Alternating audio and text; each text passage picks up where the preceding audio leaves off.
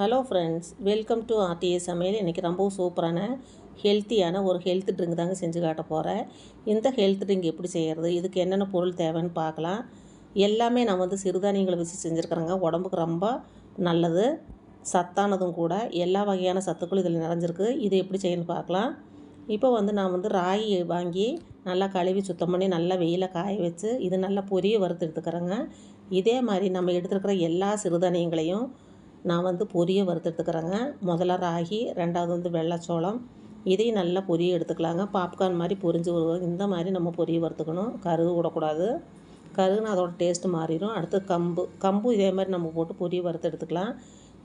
அதுக்கப்புறம் பாசிப்பருப்பு, எல்லா சிறுதானியங்களையும் போட்டு நம்ம வறுத்துக்கணுங்க.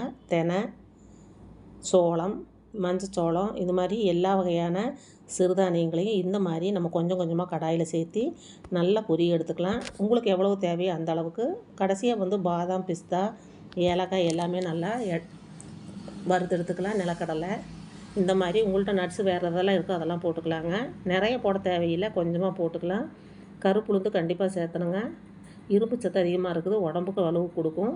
இந்த மாதிரி நான் எல்லாம் வறுத்தெடுத்து மிஷினில் கொடுத்து அரைச்சி எடுத்து வச்சுட்டாங்க. பாருங்கள், இது நல்லா ஆற வச்சு நம்மளுக்கு தேவைக்கு தகுந்த மாதிரி நம்ம கலக்கி கூழ் காய்ச்சிக்கலாம். இப்போ நான் இதுலேருந்து 2 கரண்டி மாவு எடுத்து கூழ் காய்ச்ச போகிறேங்க. 2 கரண்டி மாவு எடுத்து இது நல்லா தண்ணி ஊற்றி கலக்கிக்கலாம். கட்டி இல்லாமல் கரைச்சிட்டு நம்ம அது ஒரு பாத்திரத்தில் மாற்றி நம்ம கூழ் காய்ச்சிக்கலாம். பாருங்கள், இந்த மாதிரி காய்ச்சிக்கணும். இந்த மாதிரி கலக்கி எடுத்து தண்ணி 1 டம்ளர் எடுத்து தண்ணி நல்லா கொதிக்கிறப்ப தண்ணியில் இந்த கலக்கி வச்சுருக்கிற மிக்ஸை நம்ம கலந்து நல்லா கைவிடாமல் கலக்கி எடுத்துக்கலாம்.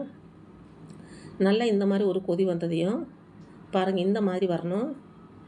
இதில் பச்சை வாசம் இருக்காது, ஏன்னா நம்ம வறுத்தெடுக்கிறனால பச்சை வாசம் வராது.